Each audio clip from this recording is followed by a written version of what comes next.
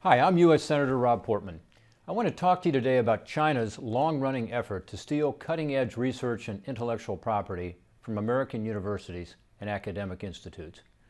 Recently, the Department of Justice filed a criminal complaint against the chair of Harvard University's Chemistry and Chemical Biology Department for lying to U.S. authorities about his ties to the Chinese government. It was a bombshell indictment that alleges that China paid the professor up to $50,000 a month in salary, $150,000 a year for living expenses, and more than $1.5 million to run a shadow research lab in China. In exchange, the professor, who's a U.S. citizen, agreed to share cutting-edge U.S. taxpayer-funded research with a Chinese university in Wuhan. Unfortunately, this is not an isolated incident. For nearly 2 decades, the Chinese government has used what are called talent recruitment programs to strategically and systematically acquire proprietary intellectual property, cutting-edge research from U.S.-based scientists, experts, and research institutions. These talent recruitment programs, most notably their 1,000 Talents program, have serious implications for our national security and the integrity of our research enterprise here in the United States.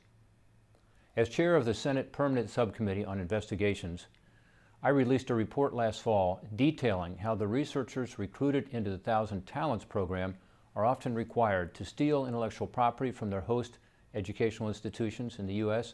and transfer it to entities within China. This stolen IP and research, much of which is funded by U.S. taxpayers, has helped fuel the rise of China's economy and military.